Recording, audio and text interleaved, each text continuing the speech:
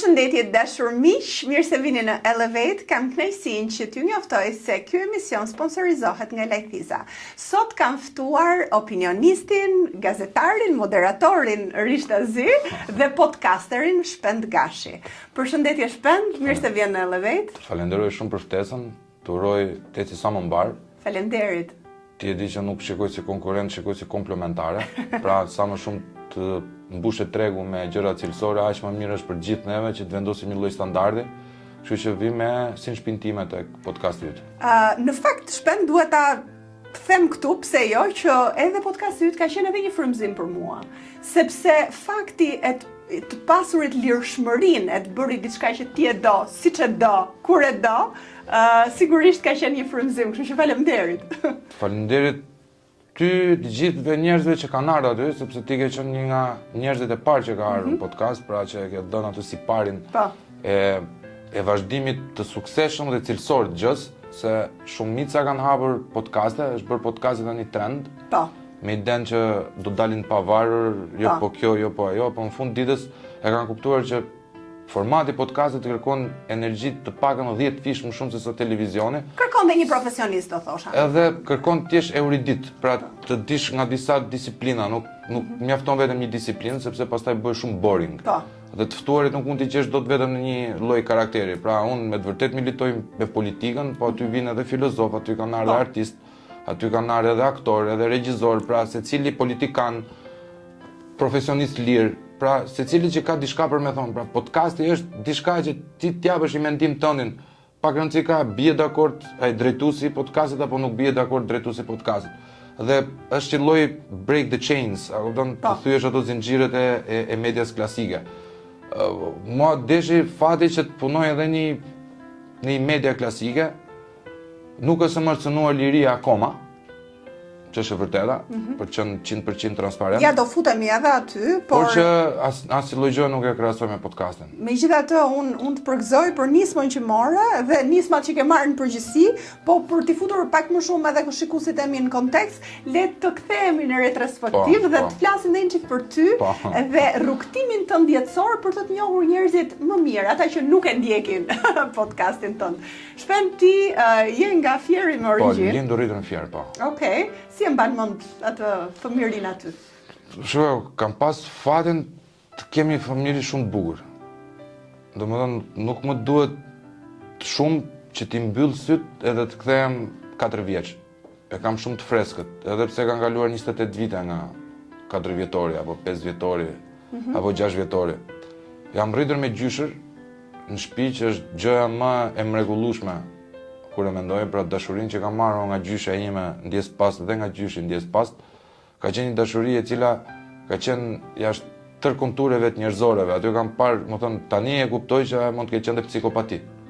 Pse ka qenë psikopati? Sepse mirë nëna që mund ta doj fëmijën më shumë se sa vetja, po gjysha dhe gjyshi, që të vendosnin mua dhe vllajën tim para vetes për çdo lloj gjëje.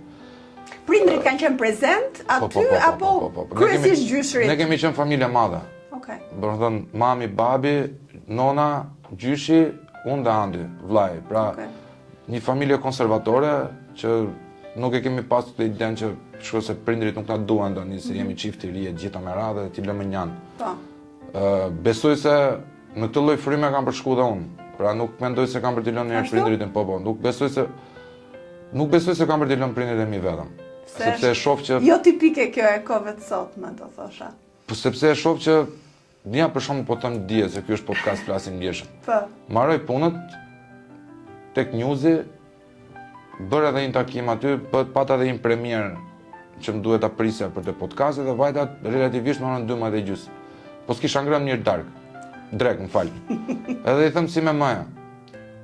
Një me më, fatkeqësisht ka thyer dhe këmbën, a kupton?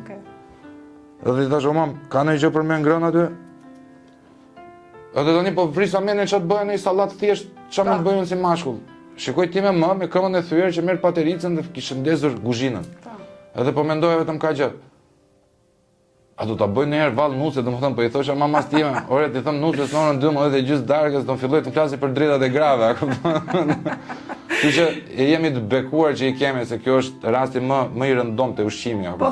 Po thoshe që jam rritur një familje konservatore, sigurisht konservatorizmi dhe tradita shqiptare i ka këto, edhe mua më vjen mirë që ti të shmon dhe i vlerëson. Shikoj, nuk jam për atë patriarkalizmin.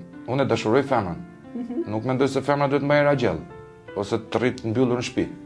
A kupton? Por ideja është të ndajnë detyrat. Konservatorizmi në thelb është ndarje detyrave. Dhe kur të flet për ndarje detyrash, ku konsistojnë detyrat e burrit dhe ku janë detyrat e gruas në këtë? Ato janë çështje personale pastaj. Nëse unë me partneren time them, unë nuk di ta pastroj këtë, o motër, o shoqe, o gru. E bën ti që të marrën diçka tjetër ose ti marrën fëmijët nga shkolla ndërkohë që ti përgatit drekën ose ti çojën te vjerrit e vjerat e mamës e babës. Është bashkëpunim i gjithë, është komunikimi. Komunikimin duhet lëkur mbalt në çift. Pastaj po fillove ti, e kam dëgjuar në televizor që burrat nuk lëvizin, nuk bëjnë punë shtëpie. Dhe gratë thonë shikoj se neve jemi të shtypura, ti s'po krijon familja, ti po krijon ç'po krijon, ç'mo Ke bërë një bisedë me maman për sa i përket kësaj, ka qenë ajo e kënaqur me të jetuarit me vjerrën dhe vjerrin në shtëpi, apo ka dashur të jetë më veta? Shikoja, nuk ka nuse që nuk do donte të ishte në rehatia. Zoj në shtëpinë vet, po themi. Ç'është e vërteta.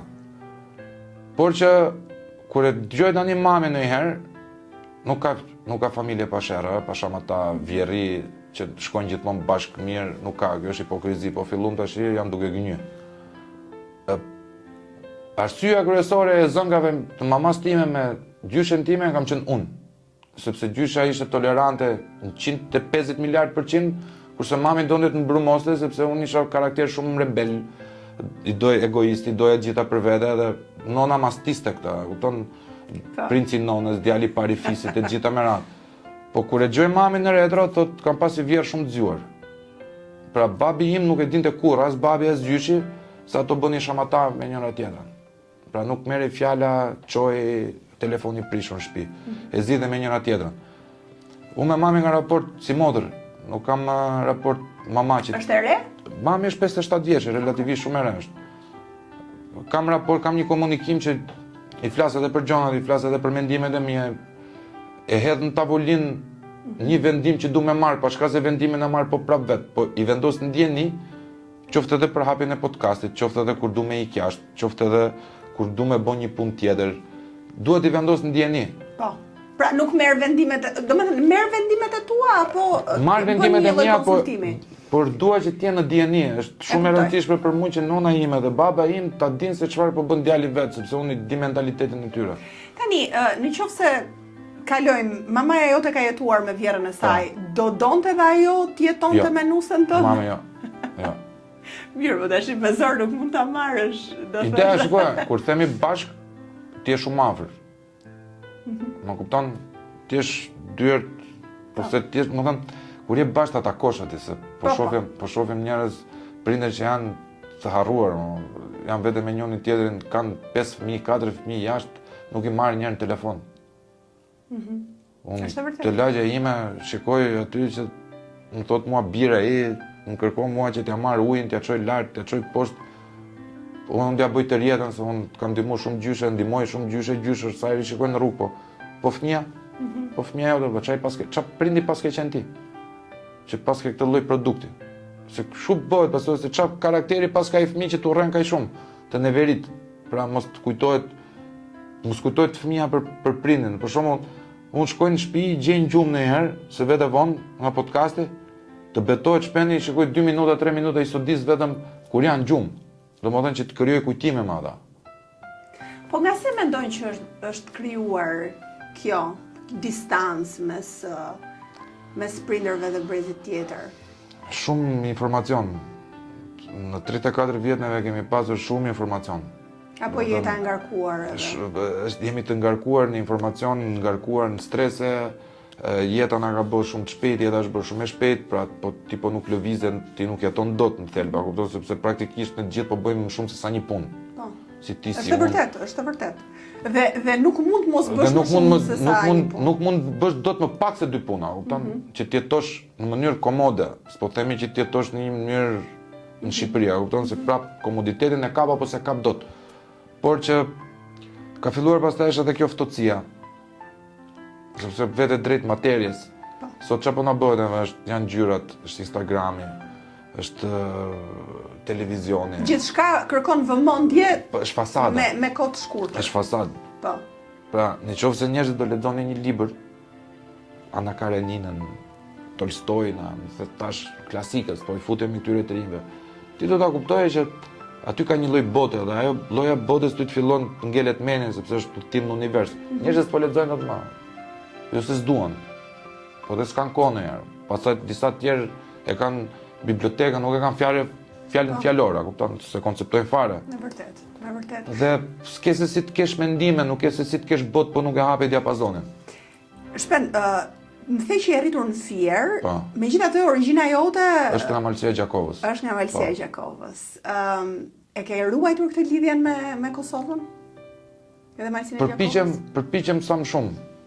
Nuk e kam ruajtur dot e Gegnishtja, sepse gjyshi na ka mësuar diçka, domethënë boll na kanë anatemuar në Fier të qenurit Dardam, pra na qonin Jugoslav në kohën e komunizmit.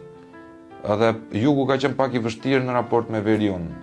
Mund të thoj tani kush të dojë, jo, po përçarja, po të gjitha se jemi bashkë, ka një lloj përçarje, është evidente. Ta tregojmë neve kosovarët e Fierit sa përçarje ka veri jug. Edhe në etiketim, edhe në zhargon e gjitha me radhë. Edhe ka thënë ruaj një gjuhë standarde që mos ta kesh minus. Dhe unë kam mësuar gjuhën standarde që besoj se e zotëroj më mirë se 95% e shqiptarëve në shkrim të paktën. Po. Mirë, edhe ka qenë qëllim ky, besoj, edhe gjatë shkollimit. Edhe leximi pastaj që të bëm, plus se unë kam pak problem me atë mënyrën kur më shkruajnë njerëzit gabim. Më duket që ke si unë për këtë, edhe unë kam këtë. Gjuha shqipe është shumë dashuri, është shumë e bukur. S'ke pse ta nëpërkëmbësh gjuhën. Kur ti shkruan anglisht e mirë, pse nuk shkruan shqipen? E marrë të mira. Por më thënë, gjenetikisht e ruaj. Me emër, me mbi emër, e ruaj. O kam folur unë për Dardanin, o s'ka fol njërin në opinion publik. S'po them unë këto patetizmat shqiponja e më Megjithatë mbaj mend kur doktor Berisha ka ardhur tek podcasti yt, keni ndarë disa momente të veçanta, edhe pse breza të ndryshëm në kohë, po prap disa ngjashmëri ishin aty. Po, sepse nga tradita. Doktori me sa mbaj mend unë, për mua është një nga intervistat më të bukura që kam bërë atje dhe ajo është intervistë që unë kam për ta bërë edhe si psikoanalist të doktorit. Sepse doktorin aty mund ta njihë pse është bërë doktori që është tani, duke u folur në retro. Se ka kaluar gjithë. Se s'mund t'i kalor, nuk mund t'i futesh dot doktorit t'i flasësh për çështje politike, sepse doktori është kalibër botror politikane, ditë hermetizohet, ditë bllokohet, ditë shes informacione që do dhe podcasti nuk është qëllimi që unë t'jem investigativ. Podcasti është njofësh botën e tjetrit. Dhe unë aty kam kuptuar më shumë se sot njerëzit në 34 vjet në çdo dalje doktorit. Aty kam kuptuar ambicin e doktorit. Dhe kam kuptuar një gjë tjetër që ka gjenetike e Malësisë Gjakovës që para arsit ja u lën pasardhësve Kosovën. Sepse siç xhaxha I doktorit apo gjyshi apo babaja apo nëna e doktorit, që doktori e kishte shumë lidhje me nënën e vet, atë përmendim shumë aty. Po, është vërtet. Unë kam pas me nonën time, me të dyja nonat, si Fetien, si Hajrien, që e kam gjallë, Kosova. Dhe unë nuk e kam problem ta dëgjoj Gegnishta, sepse unë e kuptoj 100%. Problemin e kam në të folur, sepse duhet përshtatem. A shkon tani në Kosovë? Po, se kam tezën. Sa shpesh? Po shkoj, më parë shkoj edhe më shpesh, tani e kam pak të limituar atë. Ikem, po më para ika të pakën 2 herë në muaj, 3 herë në muaj.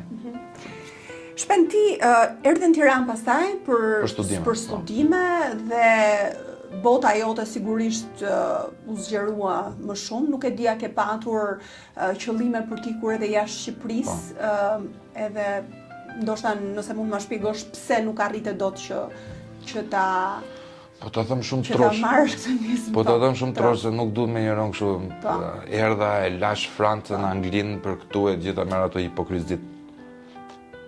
18 vjeç kush nuk do donte ti këtë jashtë. 19 vjeç bashkë me shokun tim Aldo Baxhaku gjetëm që tani është njëri shumë I suksesshëm në Kosovë, në punën e vet, por shumë djalizuar nga Elbasani. Gjetëm një bursë për në Holland, në Amsterdam, në Universitetin 1 të botës për shkenca politike. Problemi ishte që neve kishim vetëm bursën e shkollës, jo bursën e jetesës. Dhe nuk vinim, domethënë, kriza në familjen time ekonomike kishte nisur tani më dhe unë po i shikoja që babait po i binte biznesi. Vet nuk kisha mundësi ta mbuloja. Edhe mund ta kisha bërë një sakrificë të punoja atje. Po i kam thënë mamas time, mam, po ta them troç siç e kam thënë. Nëse do më humb, unë atje do filloj drograt, ashashin, alkoolin, s'kam për të bërë shkollë, sepse po dal nga binaret këtu, do shkoj në vendin e lirive. Duke njohur veten time që jam pak hedonist, që flije gjitha me radhë, në kohën më të vështirë kam për të nejtë këtu me juve. Të betohem nëse të gënjej për ndonjë gjë. Sepse njeriu duhet ta di se ku shkon. Pra, kemi parë shumë shokë që kanë shkuar në Amsterdam e gjitha kanë përfunduar nëpër coffee shop-e, nëpër gjëra, se asnjë s'kontrollon njeriu e ke lirin absolute. A mendon që po ta kishe bërë këtë zgjedhje në një moshë më të pjekur, do ishte ndryshe? Po. Po të shkoj tani, unë e di që do fokusohesh aty do ku gdhiem ke për bibliotek. të. Okej. Pra në sezonën do gdhiem bibliotek. Po në një farë mënyrë po e thua këtë që është pak herët për studentët që ti ke nga shtëpia 18 vjeç? Po, edhe unë kam një thirrje për studentët që 18 vjeç nuk duhet të vesh shkollë të lartë fare një. Domethënë duhet të lësh një vit ose 2 vite gap, duhet të lësh një lloj. Amerikanët e kanë një vit. Një vit ose 2 vite që ti të shikosh tregun. Të futesh në punë, të shikosh ekonominë e tregut, apo fiton as po fiton lekti. Në momentin që krijon një buxhet, shikon atë, studion tregun dhe ku do me vajtë vëlla. Graphic design është koha sot. Futun graphic design, lej shkencat politike, se do bësh politolog, shkencëtar politik.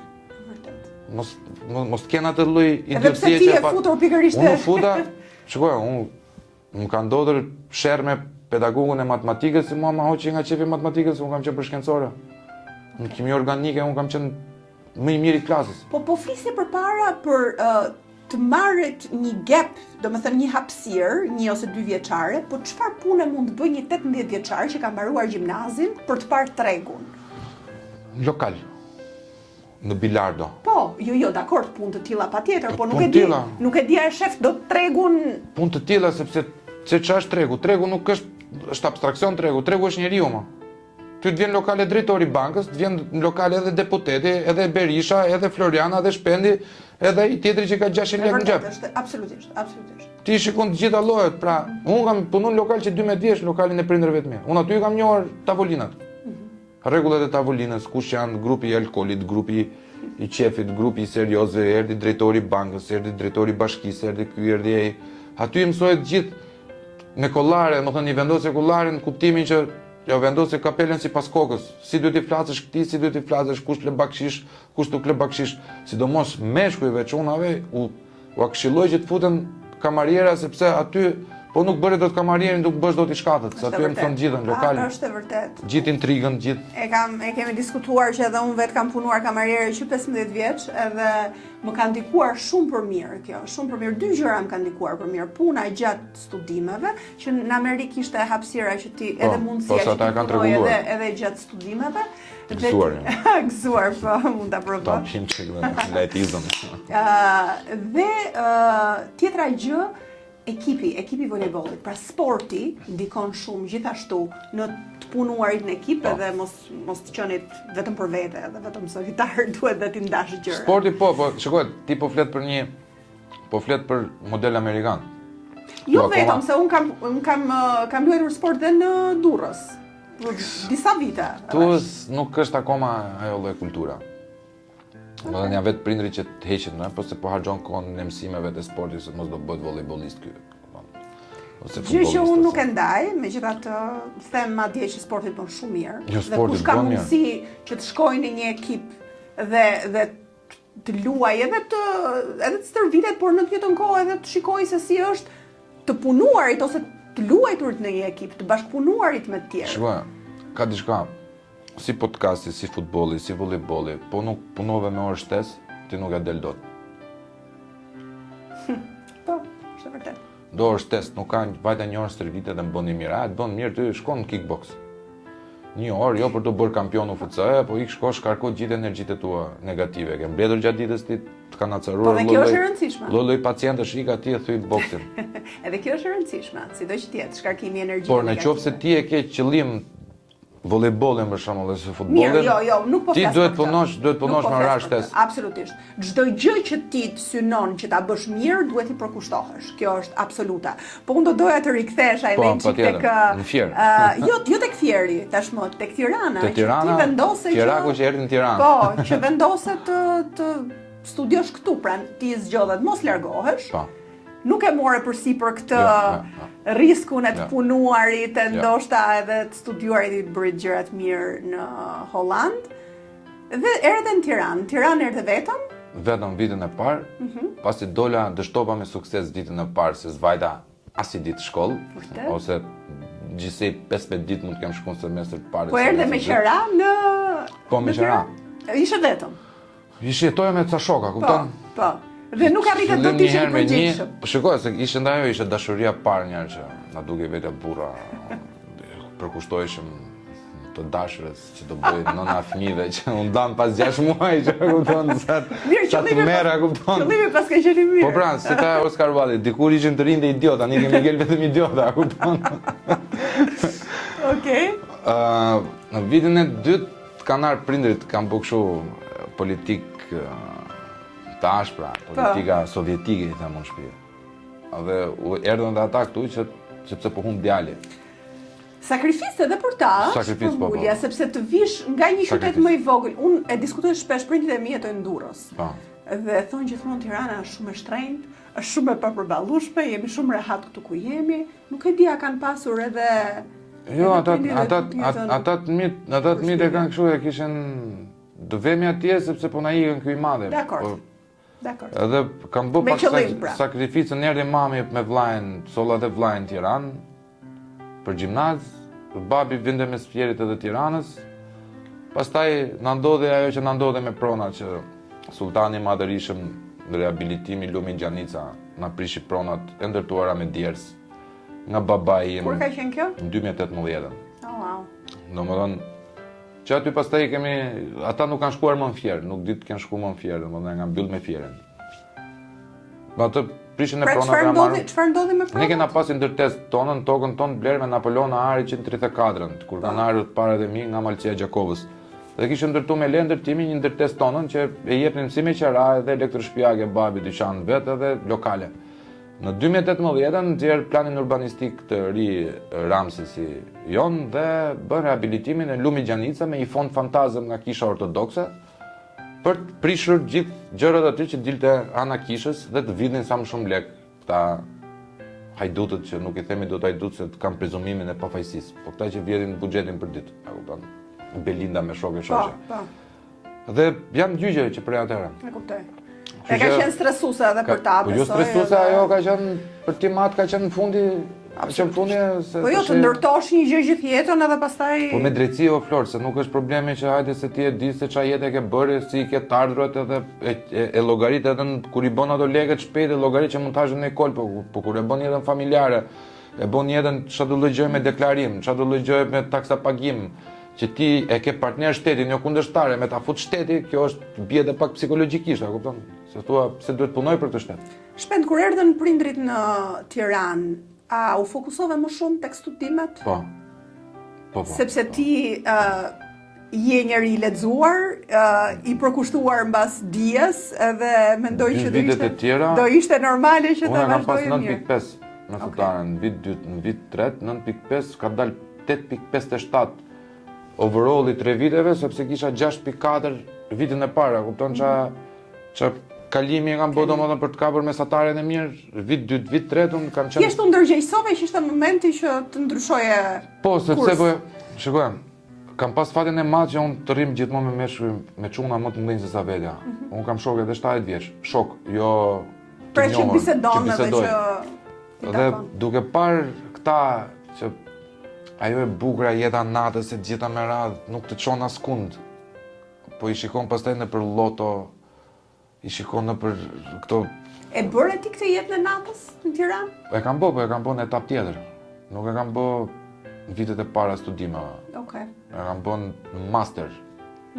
Domethënë që shijova atë lloj jete dhe unë e kam mbyllur ka 7 vjet, 8 vjet që unë nuk e njoh më bllogun. Pra çdo gjë ka etapën e vet. Sigurisht, është me faza, patjetër. Do të thënë duhet të jesh pak edhe për jetën e natës, sepse edhe jeta e natës të mëson ca gjona. Edhe të mëson edhe si mos t'jesh. Okej. Do Të mësoj ty? Po. Do më thonë, unë kur shikoja vampira, zombi, që dilin nga banjet edhe pinin kokainë, do që po unë që du këtu, Po. Unë sam konsumator. Po. Vazhdon kjo gjë? Pa fund. Më shumë? Pa fund. Me që nda thonë miqë e shokë që dalin, se unë s'po dalë më që të më të shikoj se. Po pa fund. Okej. Unë jam e kënaqur për ty që arrite që ti marrësh këto vendime shpejt, domethënë dhe ti kuptosh rëndësinë e asaj që është vërtet e rëndësishme. Kam një parim një që para se të bëhem bab, nuk du me pas trauma që t'ja kaloj fëmijës tim. Më kupton shpendën e duhet i prekësh gjonat vetë, domethënë kur t'i thon fëmijës tim që jeta natës është e gabuar sepse e kam kalu vetë, se më ka thënë Flori. Po. Ose ky duhani që unë pi, që e kam ves, unë si thëm do të mos e pi, po ideja është po më dëmton mua, mirë është mos ta pish. Po. Unë e di shumë mirë që fëmia im nesër do dojë të dalë edhe në klub, do dojë edhe të lë mësimin siç e kam lënë nona po ti, do dojë që të shkojë edhe një night over te shoqjet e veta dhe mund të jetë me shokun e vet, siç kemi bërë të gjithë neve. Sepse nuk jemi prindër të rritur në komunizëm me atë idenë, ne i dimë se ç'a ndodh. Ideja është ta ruash sa më shumë, t'ja lehtësosh jetën më shumë, mos ta bësh marrë vendime në gënjeshtër. Mbas shkollës dhe masterit, ti edhe ke punuar pedagog në Fakultetin e Shkencave Sociale. Si kanë qenë? Ka plot që ende të rrasin profe, profesor. Profesori pra ti ka profesor, dhe kam përshtypjen që ke lënë një shije të mirë tek studentët. Nuk e di, ai ke folur në gjuhën e tyre apo ke mbajtur një qëndrim më ndryshe? Pas qëllim që kur kam hyrë në katedër, do bëhem profja që s'kam pas kur vetë nacho, shok, po edhe autoritar, kur duhet. Unë nuk kam përtitur njerë në 6 vjetë që kam dhe, nuk kam ngritur njerë zërin, po në klasën time nuk piptin të miza. Autoritar në maksimum. Vetëm e qëndrim, pa dhum, pa se gjë, nuk kam bajtur kur mungesa në 6 vjetë, nuk ditë kem bajt njerë mungesa. Studentët e mi mund të vinin, të hynin, dilnin, të donin. I thoshe vetëm mos më fyni inteligentën, mos më toni, më vdiq kjo, burri i hallës, e më thet tash, nuk erdha, nuk mësova. Çfarë ke vënë re tek këto breza që ti i ke dhënë mësim? Janë letargjik. Letargjik. Janë letargjik komplet. Nuk e kompton, më thënë nuk e kanë... A vjen duke u përkeqësuar? Po dhe më duke u përkeqësuar. Wow. Do më thënë nuk e kanë haberin fare për jetën. Mendojnë se jeta është i postim në Instagram, se do vi XY do t'japi 200 euro për një postim, po këtë harrojnë se siç është fast money, është edhe fast foodi, siç të vjen shpejt ikën dhe shpejt. Duhet çik bazë. I ke bërë gjithashtu edhe leksione jete përveç leksioneve? Pa fund. Gjeopolitika ndaj në psikoanalizë dhe në gjeopolitik. Sepse unë gjysorshën e parë duhet merresha me idenë se pse këta duhet lexojnë. Se vinin pa lexu. Domethënë si mund të bëjmë seminare pa lexu. Ti. Se në leksion flas unë, leksioni është të flasë pedagogu, të japi direktiva, po seminare. Kam bërë një pyetje në provim studentëve të mi që kjo është pyetje që unë e kam gjetur në Harvard kur kam bërë atë kursin vet. Si do ta organizoni juve botën nëse SBA-ja dhe Rusia do ishin në aleancë me njëra tjetrën? Pyetje hapur në provim, që nuk ka të gabuar dhe të saktë. Po. Aty e merr 30 pikëshim vetëm me argumentim, pra unë nuk du me të thonë ti e di dhe ti se di, po unë po ju fus të gjithëve që juve të gjithë mund ta dini, po unë të vlerësoj argumentin. E di cili është 95% e përgjigjeve. Profesor, kjo aleancë nuk mund ndodhi dot kurrë, sepse janë brainwashed. Çfarë lexojnë në televizor që Rusia, Amerika, gjitha nuk e kuptojnë që është aleanca akute. Se ndajnë botën. Ndajnë botën me njëra tjetrën ato e kanë, siç kanë armiqsi kanë dhe një aleancë, se kanë disa pika takime. Studentët nuk kalojnë dot për tej perdes. Dhe kjo është fatkeqësia, studenti po nuk kaloj për tej perdes, nuk është student. A ka student mirë? Ka, po janë me kokra. Janë me kokra. Çfarë bëjnë këta të mirë? Këta të mirë do se largohen, zhduken jashtë, për mos të kthyer më këtu. Jo si këta studentët tanë që vinë lënë atë jashtëpërtar këtu, për të kapur një llokëm pushteti ose në gjë tjetër, siç kemi parë rëndom ca tipa. Ose janë aq të heshtur sa ti as nuk e njeh fare mama. Për shembull, kam 8 paçon, studentin tim, medalje arin juridik, ka ardhur shkollë 2, është mosha ime. 1 vit më i vogël, 2 vjet më i vogël. Në shkencë politike, unë atë kam pas bekim. Kur kisha me grupin e tij, diskutonin gjeopolitikën, rrafshin, nuk e di domethënë, më maksimal. Sepse ishte djalë i lexuar, shkëmbenim titull me njëri tjetrin, herë më kundërshtonte, herë më jepte drejt, herë kundërshtoi jepja drejt, po ishte gjë shumë interaktive dhe sot neve kemi një miqësi me njëri tjetrin. Ka qenë një tjetër Orlan Xhebexhia, që unë e kam pas, më thënë, jam prekur shumë që ai student lav 1 vit shkollën, sepse nuk ishte lek. Ka qenë provime më i mirë që kam lexuar, edhe shkrimin ruaz, po dhe logjike pastër. E trisht është në fakt. Po shkoj shoqësh zotit, shkoj fitoj bursën në Prag, 1 vit më vonë, kupton, më bë zemra mal kur e kam. Pra e gjejnë rrugën në një farë mënyrë, nuk është. Absolutisht e gjejnë rrugën, po talentin gjithmonë e gjen rrugën, thjesht e ka pak më të vështirë. Okej. Se nuk kam mbështetje. Nuk kam mbështetje as politike, nuk kam mbështetje as çfarë të mund të ekonomike, as influencash, sepse flasim hapër dhe trosh këtu është çështje influencash, po pa të influenca. Edhe unë sot janë hapur më shumë dyert që jam i njohur se sa para se mos isha i njohur, se isha Mr. Nobody. Kjo është kudo. Kjo është kudo. Edhe sigurisht. Varet pastaj si e përdor ti. Ti mbase bëre shkollën, e kishe këtë qëllimin, domethënë ambiciet e tua politike, po themi, kanë qenë gjithmonë brenda teje dhe të shfaqura vazhdimisht. Po me çfarë synimi shkove ti drejt jetës publike, domethënë, dhe kur e nise këtë jetën publike dhe si ishte, a ishte e vështirë për ty që ta bëje këtë kapërcim nga aksioni pedagog? E kam pas të përbrëndshme, që i vogël. Do bëhem kryeministër, do bëhem politikan, do merrem me politikë, flisja para, i mblidhja njerëzit në kopsht. Pastaj kalova në gjimnaz, dola më i preferuari që do donin ta kishin shok muajin e parë, nuk më pëlqeu fare pjesa, se kam një lloj gjëje me veten time, po më deshën gjithë ka diçka te kund, bëra çmosit më urrenin gjithë pastaj. Edhe kam bajt një fjalim që jam çuar mes klasës, Antoneta prifte qante, se ta mos na traumatizoj djali se në adoleshente, djali, juve keni diçka, unë kam diçka që ju se keni, miru pafshim. Edhe fillova me atë arrogancën time, kultivoj arrogancën, sepse po shikoj që ky ishte modeli për të ecur para, nuk ishte më çuni mirë, çuni keq, shoki i gjithëve, nuk mund të jesh dot shoki i gjithëve.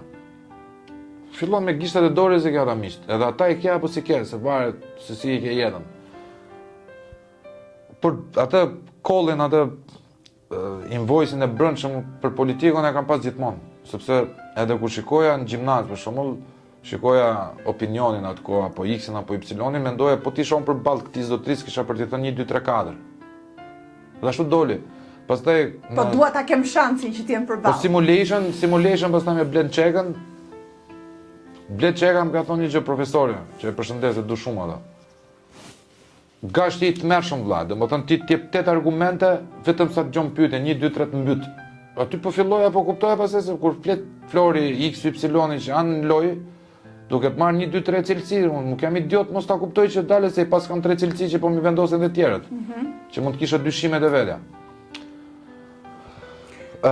Ke fituar në 2021-shin një projekt. Ishte para fushatës, ishte nxjerr një projekt, te ky projekti 20.000 euro.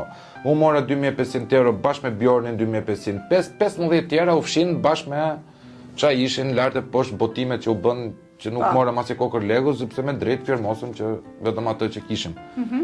Tek ajo gjëja ne kishim vetëm një dalje. Se kjo është e bukur shumë. Një dalje në kontratë kishim një dalje në televizion. Edhe kishim atëre tek politiko e Alfred Leles.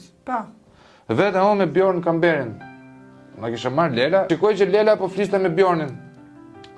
Bjorni filloi obskuranti metaforik i kësaj, gjithët e Lela vetëm po i thoshte, po çfarë është kjo? Çfarë është kjo? Po e nxori fare nga shinat.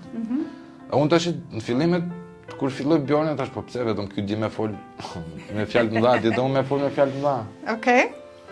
Kur e pash u fik fare Bjorni nga pyetja që i bënte Lela që shpjegoi çfarë është obskuranti, shpjegoi se çfarë është kjo, shpjegoi thash pend folsh thjesht vlla se këtu po flet me pacient.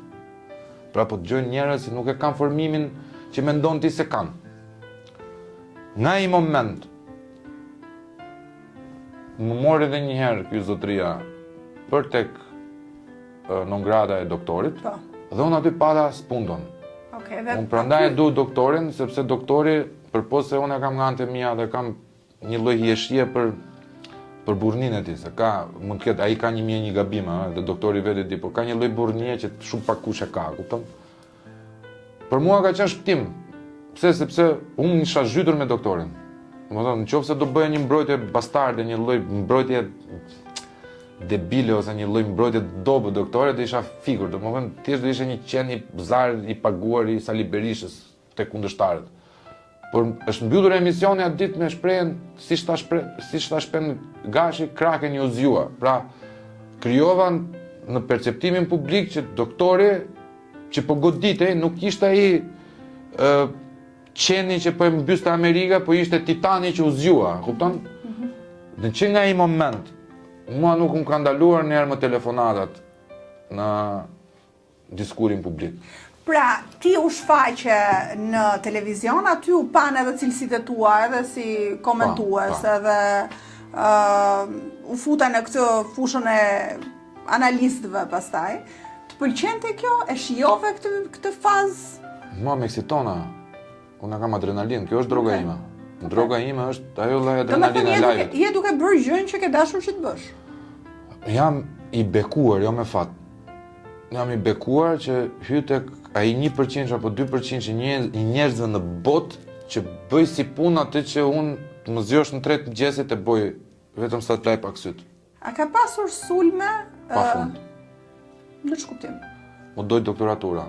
Vetëm për faktin se mbroja Sali Berishën publikisht, sidomos në ditët më të errta, Sorosi bashkë me shok. Bashkë edhe njerëz Berishës, si Berisha i ka financuar, më kanë ndjekur doktoraturën me 1 pikë. Duhet të jesh 2 vjet antar i një NGO-e të shoqërisë hapur. Ai kishte vendosur pikë doktoraturën. Oh, wow. Pa. Okej. Dhe unë sa të kem mjetë nuk kam për të harruar ata 4 emra. A të bën mirë, domethënë ata të luten që u mos marr njëherë pushtet, se do filloj gjuetia shtrigave. Ka pas sulme tjera? Mos dil, mos fol, nuk të marr këtu, nuk të përfshi këtu. S'ka shanse. Okej. Edhe ata që na kanë sulmuar na kanë marrë dhe kanë marrë refuzimin. Okej. Domethënë na kanë shtrirë dorën dhe kundërshtarët, hajde edhe prap. Megjithatë, shpend që ti rezistosh sulmeve, duhet jesh në pozita force. Dhe duhet jesh në pozita force edhe ekonomike, do thosha, për të ruajtur atë. Mua vetëm ekonomikisht më sulmojnë, o Florë, se mua s'm kap dot. Mua në kazino nuk më gjen dot. Me kokainë nuk më gjen dot. Me orgjira nuk më gjen dot. Me tendera nuk më gjen dot.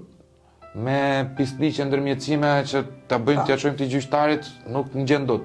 Mua çfarë mund të bësh, mund të godasesh ekonomikisht. Si mund të godasesh ekonomikisht, prija fondet këtu, mos të thrit këtu, mos e bëj atje, mos e bëj atje.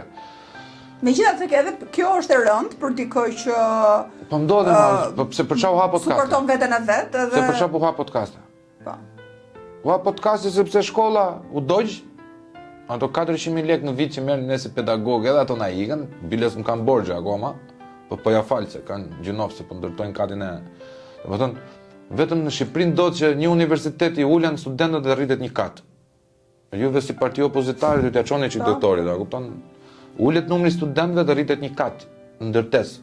Po këtu është vend çuditërash me shumë gjëra, po domethënë në këtë rastin tënd. Ika nga çani? Po. Se ti po. Për mos përputhje karakteri? Për shumë gjëra, isha mes 4 rrugëve unë. Një vit më, si sot, një vit më parë, se një vit 28 nëntor unë bësh një vjeç podcastin. Po pra, një vit, po duket sikur ke bërë shumë gjëra këtë vit edhe duket sikur ka kaluar. Ekuivalenti 3 viteve i podcastit një vjeçar, sepse kam punuar si kafsh. Sepse kam kuptuar që kjo është shansi im i vetëm tash. Pra, ti u gjende në një farë mënyrë. Po, i goditur nga gjitha anët. I goditur dhe me këtë stresin që çfarë do bëj për t'ia dalë. Dhe ndërkohë, podcasti si erdhi si ide? Podcasti ishte vokacioni im prej 4 vitesh. Pra i kishe menduar. Unë kisha menduar që do ta bëj podcastin për këtë që shqiptarët do ta bëj, po asnjëherë nuk janë kushtet e duhura. Për ta ndërmarrë hapin, po. Nuk isha asnjë lloj gjoje, por kjo është më e bukur, nuk isha as edhe një lloj gjëje të betohem për këtë ditë. Nëse të gënjen, as edhe një lloj gjëje të mundshme nuk e kisha që do bëja. Thjesht po mendoja që po ika nga Shqipëria kësaj radhe, do zhdukem edhe do t'i vendos flagën, do t'i djeg me diploma, me të gjitha nuk më duhen më. Në vend bastarda, kupton? Do unë kam një lloj neverie patologjike për mënyrën se si ka ardhur ky vend. Kupton? E neveris këtë vend edhe këtë lloj popullsie që nuk do asnjë lloj gjëje, nuk duan veten, do të thënë s'mund presh do të dojë një njeri që s'do veten e vet. Aty pastaj dora e Zotit është e madhe, se unë jam besimtar në Zotin, jam fe. Kam njohur 2 shok që si kisha shok, po që ishin ndjeksa nga jeta ime publike 3-4 vjeçare, që më kanë thënë vlla, na ke neve. Një mikesha ime tha ik se ta kam gjetur vendin. Shko fol me atë zonjën, na e ndjekse për vete. Pra tu bashkuan gjërat bashkë ashtu siç ishte Erdhi Flori me 2 mikrofona, 4 mikrofona të bler edhe një kompjuter. Erdhi Buçi, vlla, do marrim edhe këtë Z8-ën, edhe Z4-ën, erdhi një shok tjetër nga magazina na solli ato. Mirë, po këta shokët i kisha domethënë. Po kam I kishe këta shokë që t'u gjendën, edhe po kam investu për shiko. Njeriu mund të ketë shumë gjëra, po ndonjëherë nuk ka njerëz vërtet dhe miq vërtet në kohë të vështira ty të suportojnë. Nuk para ka më kohë të sotme. Njerëzit janë vetëm për interesin e tyre, edhe shiko, un kam njerëz nga podcasti që të betojmë është Elidoni, sjell kalorifera nga Franca. Vinte zonja Sofi, çka gatunte torta gjinda mi sillte te podcasti. Domethënë, o e di unë se a ka njerëz bukur Shqipëria, nuk besoj se di njëri. Të përmbushi podcastin? Një vit për? Po, më ka dhënë jetë. Më ka qetu shumë. Pra po do shikosh, jam shumë herë më i qetë. Sepse dhe në fillim, ti nuk e di se si shkon diçka, qa rreziku do marrësh përsipër, edhe ti more këto rreziqe përsipër, por ishte gjëja që ke dashur të bësh, edhe kjo ndoshta të ka shtyrë dhe të ka motivuar më shumë për të vazhduar. Tani më thojtë ma një njeri që bën 7 orë podcast live. Djes tentën. Të hënën na ulonin, të martën me bacon. Të mërkurën jam të oponenca se ja hoqa podcastit për t'i lënë oponencës. Të premtën do filloj me një Amerikan, shqiptar të Amerikës, Michigan, një bashkëpunim tjetër. Me shumë mundësi do dalë dhe në i qëtu në djelë në i gjithë. Më thojtë ma një njëri që punon. Por ti e do që ta kalosh jetën aty? Po. Du me ngrit ato, sepse unë e di fuqinë e YouTube-it. E ke quajtur tru. Po. Pse tru? Kjo është pak e vështirë. Ka ardhur në orën 4 të mëngjesit. Emri i parë ka qenë Handmade. Si që për ti këtë Elevate, do të tash po e bëj Handmade sepse e bona gjithën veta, kupton, parketi. Domethënë kam parë shokun tim dhe motrën e shokut tim të betohet shpendi në orën 12:30 natës duke punuar 2 motrë e vlla për parketin tim sepse un po ngjisja në vend tjetër, po lyja murin, atë murin që ke parti që kemi bë foton bashkë. Edhe kur i mendoj këto lloj gjonash, domethënë thash po ja quaj Handmade se po bëj të gjitha me dorë. Kur futëm tani në ChatGPT, handmade, fillon dhe ky është një podcast për crafting, për kështu, unë kam politikë si ta bëjmë një handmade. Pastaj edhe punë dore këta nacionalistët tanë fillojnë ta marrin në konotacion pejorativ. Po. Do të thënë futem me këto, jo po dora, jo po X, jo po Y, s'ke pse t'i japësh material këtyre pacientëve. Edhe tani me keshën time, isha ullur në divan, tani po mendoja, kam dhe 2 ditë tash, kam gjetur emrin akoma, kupton? Jo, kështu po ashtu, po thoj ti tha, mendjen ke tha. Që e mendja gashit. Jo po mendja e vlashit i tash, mendja gashit. Kush është? Unë s'kisha për të hapur kurrë tash. Një podcast me mendja gashit. Po njeti unë që e kam emrin gashit, tash nuk e hapa dhe mendja gashit. Thua ta del në një guru tash. Pastaj ke bërë të mbylla syt. Shaj thëmë mendja, truri. Kur e kam gjetur tru, pastaj ishte si eureka. Sepse truri godet edhe të vërtetën anglisht. Edhe anglisht, po, se true, po. Edhe tru për shqipen, edhe, domethënë, ishte gjetje. Ishte gjetje... Të përshtatet. Ishte gjetje hynore, ishte zotje. Po besoj që të përshtatet edhe me të ftuarit që ti sjell, ju futeni thellë në tema të caktuara. Kush ka shijuar më shumë? Edhe pse Përqiuar më ka shijuar. Përveç atij doktorit që e përvonte. Përqiuar doktori më ka shijuar shumë.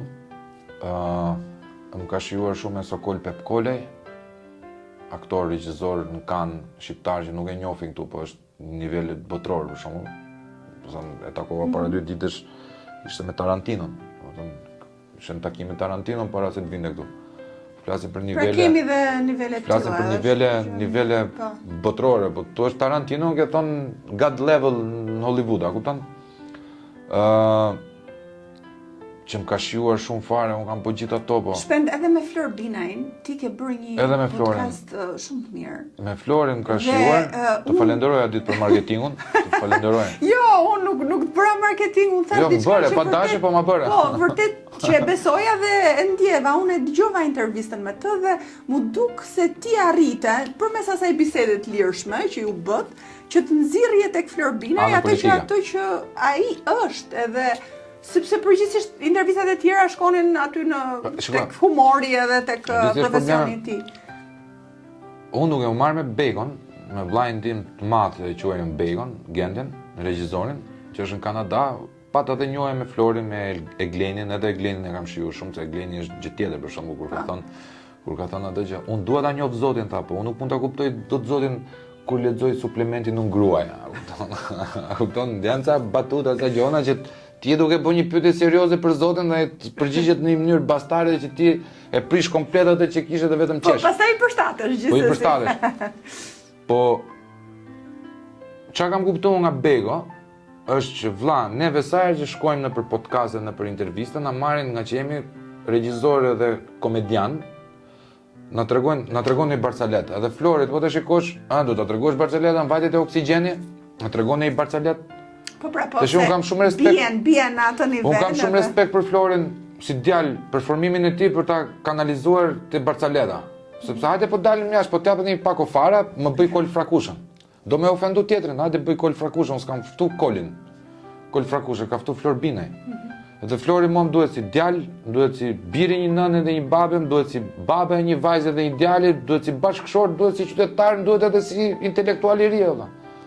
Unë kol frakushën, edhe këto Barcaleta që bën ai rikosheti i gjojnë në radio, nuk kam se të marr Florin të tregoj prapë një gjona që unë i gjoj. Megjithatë, shpend unë të përgëzoj edhe për faktin që ka një hapësirë, edhe gjithmonë më shumë besoj online në YouTube përmes podcasteve, po krijojnë këto hapësira për njerëzit që vërtet edhe duan të mësojnë diçka. Jo vetëm që ti të dëgjosh një histori të dikujt, por edhe të mësosh. Pra, ideja të mësuarit, që unë e has shpesh në për podcaste amerikane ose angleze, është shumë e nevojshme në kohët e sotme që njerëzit edhe kanë këtë mundësi dhe është mundësi shumë e madhe kjo që ti të mësosh diçka duke dëgjuar një njeri që flet mirë dhe që ka se çfarë jetë. Sepse në kohët e sotme me këto algoritmat, me telefonat, gjithçka e shkurtër, gjithçka që t'jepet gati, gjithçka me ngjyra flashy. Ka gjë më të bukur se kur të vjen një mesazh për shembull, se unë ti e di që ato unë i bëj live. Po. 3 herë i bëj live dhe nxjerr vëmik sociale që nxjerr pyetjet. Unë kam lexuar dha njëri 12 libra këtë vit. Nuk janë shumë tha, po kam filluar me 12 libra nga Tru Podcaste. Çfarë merr titujt e neva. Po. Pra çfarë sugjeron edhe. Ka gjë më të bukur se sa ti po promovon leximin. Po jo, dhe përmes atyre që thuhen, ë? Tani, në kulmin e modestisë, nga njerëz që mua më ndjekin kardiokirurg. Edvin Prifti erdhi dhe ku nuk ka vajtur të tjerë valla. Në fund ditës. Domethënë Edvini ka bërë me mua një diskutim 2 orë 38 minuta që neve po të na kishte lënë do kishim vazhduar 6 orë, siç me doktorin, a kupton? Po të më kishte lënë me doktorin aty do ishim 6 orë, do kishim kthyer nod. Sepse unë vetëm pyetje kam kuriozitet, do me u fut thellë gjonave. Por domethënë e kam fjalën që në momentin që mua më shikon kjo lloj klase, kardiokirurg, ortoped, filozof, arkitekt, ndihem krenar për veten time që unë nuk kam nuk kam hane, ka aty edhe se kur ti peshkon me rrjeta do kapësh edhe gafora. Po i merr ato gaforit, heq nga rrjeti, het prap, s'ke pse vret një gjë të gjallë. Hidhe prap në det, vazhdoj ta gjej të tjerët. Edhe unë për këtë jam super i lumtur. Një vit shumë i mirë në ngjitje, do thosha, me ato gjëra që ti ke dashur që të bësh, që ke synuar jetën publike, ke synuar të komentosh, të analizosh, të japësh nga njohuritë tua, me një biznes të ri dhe pastaj ti prap kthehesh tek televizioni me emisionin Oponens në News 24. E di që politika është pasioni yti dhe ti në afat gjatë synon, ose afat shkurtër, ose afat nesër, synon të shkosh drejt kësaj. Kështu si ka vajt puna afat shkurtër. Po, e ke parë, domethënë edhe si një shtys më tepër drejt këtij objektivi? Unë jam shumë i sinqert edhe me Irfan Hysem Belliun edhe me bordin drejtues. Kur kam bërë intervistën e punës që vendosëm kushtet, i tash unë e shoh si trampolin. Okej. Të gjithë njerëzit do thoshin shikoj se unë kam marrë këtu për të investuar, jo valla. Unë investoj vetëm te biznesi, nuk investoj në biznes tjetër. Kam marrë për trampolin. Shkëmbim të mira me njëri tjetrin. Të duhem këtë moment, më duhesh në këtë moment. Shiko, unë e vlerësoj që ti je drejt për drejt, do me thënë nuk i vjen anash. Si të gjatë rrute për shkurt. Mos fillosh ti të flasësh, po sikur unë e mendova kështu, jo, ti s'ke pse ta mendosh, ta kam thënë që fillim. Jo, thjesht shpesh herë njerëzit besoj limitohen ato që japin si informacion, se duket sikur i prishin punë njerëzit dhe nuk ju bëjnë gjërat ashtu siç i synojnë edhe madje edhe unë e mendoj shpesh këtë që mos ta them diçka derisa të bëhet se po su bë. Valla e marr respekt i lartë nga shkurt me drejt për drejtësi. Thonë që ai është i ashpër, është arrogant. Çfarë duhesh ti më thonë? Nuk do thosha. Po s'më thot njëri gjë që je gënjeshtar. Gënjeshtar s'm ka thonë njëri që ti na gënjeve. Jo vëlla, se ta kam thonë që në fillim. Kështu është me mua. Që nëse do me të bëj lajle lura, mos shko të shpene vëlla me një tjetër që të bën lart e poshtë të ditën. Si mendon ti politikën ku ti përfshihesh dhe jep ndikimin tënd? Çfarë do ndryshoje? Në rast, do të thënë se kjo është pyetje shumë e përgjithshme, ma kanalizo pak këtu. Do të thënë çfarë drejtimi në parti, në ku, do të thënë si ta parashikoj veten. Çfarë do ndryshoje ti në parti? Në partinë tonë. Në politikë bërje, ti je i djathtë, në një parti të djathtë. Po. Çfarë do ndryshoje ti në Partinë Demokratike në këtë rast? Në Partinë Demokratike do kisha shkrirë të gjithë kupolën. Po kështu shkrirje masive për mostardhmë. Do të thënë jep llokumet. Tani, le të jemi realist, sepse po flasim, ti si kryetar mund të bësh shumë gjëra në një parti politike. Jo, ky është ndryshimi. Ky është ndryshimi unë si kryetar. Nuk do bëja shumë ndryshime me lapsa, kupton? Dakor, jo. Kur ti futesh në një parti politike, ti nuk je kryetar. Ti je antar kryesie ose deputet. Pranaj të pyeta, më vërin në cilësitë e kryetarit apo aderim brenda partisë politike. Aderim si fillim. Sepse unë me këtë lloj parti politike. Për qenë realist ashtu. Me këtë lloj partie politike që është Partia Demokratike, i kam pasur më shumë se 2 herë ofertat për të qenë pjesë organike e saj dhe i kam refuzuar dhe do t'i refuzoj të rjetën. Me këtë lloj organizimi. Kështu që bie parimi pyetjes, çfarë do bëhet ti? Unë nuk jam edhe Hipokrate, thotë nuk të shëroj dot, po nuk deshe me u shëroj ti, o ti. Unë vi vendos fytyrën time, ti shkon në anën tjetër bën marrëveshje me Ramën. Po nuk ka kuptima. Dhe do ti vete në këtë rast do qëndroje jashtë? Unë po e bëj politikën time, pas se po bëjmë shumë se sa Partia Demokratike zyrtare. Se këta rrinë në ham pinë me njëri tjetrin dhe pastaj dalin në parlamentet dhe bëjnë shamata. Luftën e vërtet e bëjmë neve qytetarët e thjesht me regjimin, nuk e bëjnë ta. Ta në komshime njëri tjetrin. Ke qik farkose. Ndark. Që fëtëm i gjëra si shana. Ka një arsye pse Partia Demokratike ka shku për poshtë. S'ja mund, si e ti. Ka një arsye edhe. Të shikush na smuri. Nga na erdhi ky armiku imagjinar. Pra ti do ta shkrije kupolën, pastaj patjetër. Hapje totale të çfarë do lloj njeriu të gjithë profesioneve të mundshme. Edhe meritokraci zgjedhje për herë të parë në demokraci, në demokraci po dhe në Partinë Demokratike të bëhesh një zgjedhje të lira për çdo departament. Edhe qeveri hije. Pra në momentin që unë krijoj Florianën numri 2 i partisë, ti modri je ministre e brendshme nesër kur dim pushtet cillu si ministre e brendshme. Jo të vesh aty të takosh doktorin, doktor, na futesh te lista vlla, se unë jam çuni mirë. Okay. Se unë i kam parë. Domethënë, edhe kur dal me këta kolegët tan, që më thonë gash po ti e ke çik personale, kush është ai idiot që mendon se politika nuk çeka personale? Tani, po t'i futemi kësaj sigurisht që zërsht e dalim dot, por unë të thosha, a besojnë që është e mundur një ndryshim? Jo, me këto nuk jam delirant. Natriumi dhe klori jep gjithmonë krip, nuk jep sheqer asnjëherë.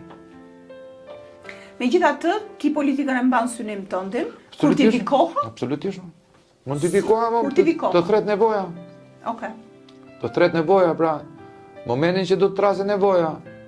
Dhe ti e ke këtë qasje për të qenë gati kur thret nevoja. Flor, po pse mendoni se pranova unë tikja të mbaja fjalim fjerë? Me një parti që unë e di që do humbista. Ta bëjmë çik se podcast është. Pse mendon? Ma jep një argument lutem? Pse e pranova? E ta them unë pastaj se s'do të lodh. Për të qenë në vëmendje, për të parë. Për PR-in tim pra. Për të parë pra. Për PR-in tim, që unë t'i tregoj Sali Berishës, që unë të flas edhe para 3 vetave, edhe para 300 vetave, edhe para 3000 vetave, edhe para 6000 vetave sa ishin aty, edhe më duar trokasin, edhe nuk eksitojnë fare, se iki që aty dhe pi kafe.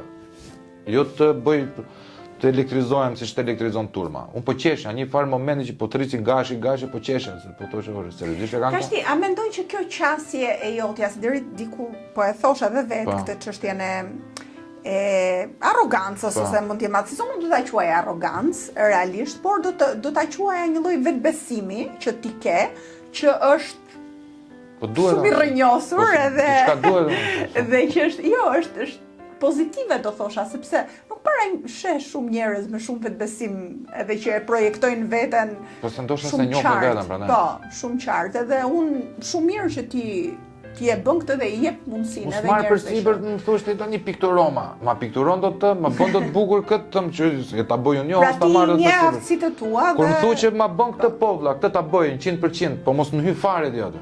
Mos më bëj prit më ruash mjegrën.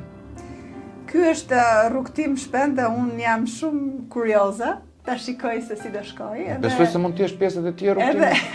Edhe pozitive, shiko, unë e di qasjen tënde të gjatë dhe e di që politika shqiptare ka nevojë të kthehemi ne tek vlerat tipike të djathta, sepse ne po shikojmë një qeveri që shkon në djathtë ekstreme fare nga ana tjetër, por që kjo s'është djathtë ekstreme, kjo është hajni ekstreme. Por që kjo është hajni, nuk ka të bëjë fare me djathtën. Nuk ka të bëjë edhe me ideologji. S'ka të bëjë fare me djathtën. Këta janë thjesht hajduta, këta janë hajduta me çizma. Domethënë çapo i bëjnë këta këtij veni, nuk do ketë Partitë Demokratike as shpend gazhe që mund ta rekuperoj për 30 vjet. Çka gropash po i bëjnë këta shtetit. I mungojnë në 12 vite, i mungon një buxhet për 10 miliardë dollarë, që di që do të 10 miliardë dollarë. I mungon Shqipërisë. Tani, ambicjet e tua profesionale u vunë në pah, edhe rrugtimi yt profesional edhe jetësor, më bën të mendoj që vërtet kur i ke gjërat e qarta në mendje dhe pavarësisht rrethanave përpiqesh në çdo mënyrë për të arritur ato objektivat, arrihen. Dhe ky është rasti yt. Megjithatë nga ana po themi emocionale, romantike, ti gjendesh një djalë ende single në Tiranë. Pra, ende pa e krijuar familjen tënde, edhe pse je i ri, por që ti shkon drejt qasjes tradicionale. Më the që nuk të ndjeken politikisht, ndjeken edhe nëna edhe të rinora, pra. Do t'ja vetëm një mesazh, familja jam dhe unë, vetë familja ime. Se ne kemi konceptin familja është mami, babi, liria dhe sokolje. Po, është kjo familja. Po, ka dhe familje unë. Unë jam familje ime.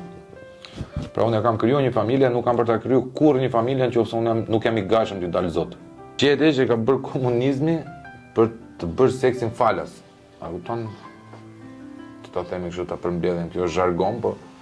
Dashuria shkon për tek kësaj komunizmi tani... Darë në i qift lumtur në varfëri e dashur? Su s'kam parë. Jo, në varfëri nuk të s'kemi parë pra se s'ka, për kjo është gjetja e komunistëve. Boj aty dhe ec, kjo krapuna. Për sa kohë mendoj që njeriu jeton me dinjitet, mund të kesh dashuri dhe një çift lumtur, edhe me shumë më pak para se sa dikush që ka shumë. Unë di që mungesat të pamundësojnë dashurinë. Sepse është piramida Maslowit. Po. Fiziologjike njërë, Është. barku, pastaj fillon zemra, truri. Mirë pra, dhe ne po flasim për varfëri, po prindrit, atë të shtyn Po. Të shtyn. Po, ja kam prirë shumë shkurt. Çfarë i thua? Ta bashkëtinusën ti me bab. Hajde pra. Ndërkohë, unë jam e bindur, domethënë ti djalë simpatik, Po. del në televizor, publik, i përmbushur në shumë aspekte. Besoj që edhe të dashurat që mund të kesh, serioze ose jo. Të Jo, dashurat. të dashurat në kohë. Nuk po flas. Në kohë. Sultan Harem. Jo, Ja, këto mos e prit këtë, për shumë, kjo është e lezeshme. Po them për të dashurat në kohë që mund Po, të të kesh shtrirë në pasur. konë. Të kanë kërkuar drejt krijimit të familjes. A ja pret ti që në fillim? Dhe Po, thua që po, unë nuk po. ashtu? Po, Ashtu, ë? po. Si ja pret? Po s'jam pra. Si jam për të krijuar S'jam familjes? pra. Unë shikoja, ka A diçka. je vërtet kaq Për zotin po. kaq i ashpër? Për zotin, s'është ashpërsi kjo është realitet. Më thënë, ka nga ato vajzë që e kanë kuptu, që janë shumë zgjore dhe unë i kam shumë gjanë, që kuptojnë diçka që, më thënë, unë duhet që të krijosh respekti për mua. Jo domosdoshmëri çdo lloj njeriu që kemi njohur në jetë kemi përfunduar me ato. Po. Do krijojnë familje të veta të gjitha, po kur të më shikojnë atë xhaxhin në televizor, ky është danoshtë. Ky s'na ka hyrë në hak. Po. Sepse unë përpiqem mos hy në hak të. Pra ke qenë i vërtet. A do me, më thënë, di si është probleme, do me gënjim me çun shtrat, po me se të bëj me 7 fëmijë unë dy. Okej. Këtë do të më thënë, me të Jo, gënjim. është shumë mirë që nëse e thua troç. Po s'të gënjej vlla, tash unë ky jam, ky s'jam, ky është nusi, ky është nusja, ky është dëndri. Pse duhet gënjej unë, pse duhet unë nuk i vendos stresin vetes për të mbajtur mend gënjeshtra që them. Është shumë e thjeshtë, shumë egoiste. E besoj këtë se Është shumë egoiste, unë ja heq stres E vetes. advokoj dhe vetë, I lehtësoj vetes stres. Pse duhet gënjej unë, tash të mbaj mend çka gënjeshtra të kam thënë ty, të them që në fillim fare dhe ecë vlla. po kur të vi momenti, Shpend, si do Do të jem njeriu më i lumtur në botë kur të vijë Si momenti. do t'ishte, si është gruaja jote në mendjen tënde?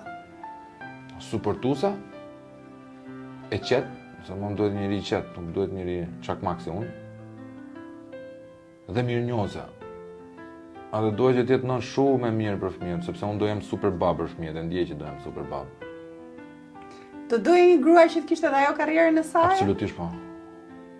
Absolutisht se do t'japësh modele, fëmijëve. Mami e suksesshme, babi i suksesshëm, mami e mirë, babi e mirë. Jo babi e mirë, mami hajtë se po pastron e po t'lana. Edhe koha për familjen t'ishte e ndarë. Shikoj, Së dyve.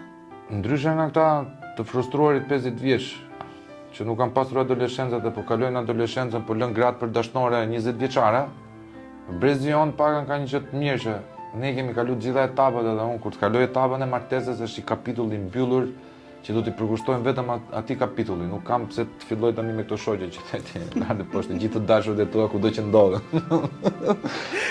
Shpet du të falenderoj shumë. Çfarë bën bakira me të trendin e ri?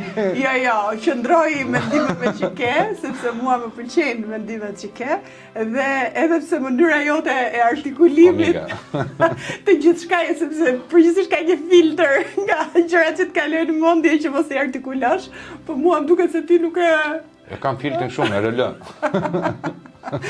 Faleminderit, uroj shumë suksese Edhe unë të edhe uroj. me sipërmarrjet e tua. Të falenderoj shumë. Dhe dua që ata djem që e kanë parë këtë, ose burra që e kanë parë këtë emision sot, të shohin tek ti edhe një model të vërtetësisë, edhe të asaj që ta jetojmë jetën ashtu siç e ndjejmë se duhet ta jetojmë edhe të shkojmë drejt gjërave që Të që gjithë duam. jemi të këqij në historinë e dikujt, asnjëri nga neve nuk është ëngjël, përfshim mua të parin, të gjithë kemi anë terta që përpiqemi t'i kamuflojmë edhe të gjithë duam dalim sa më mirë në kamera.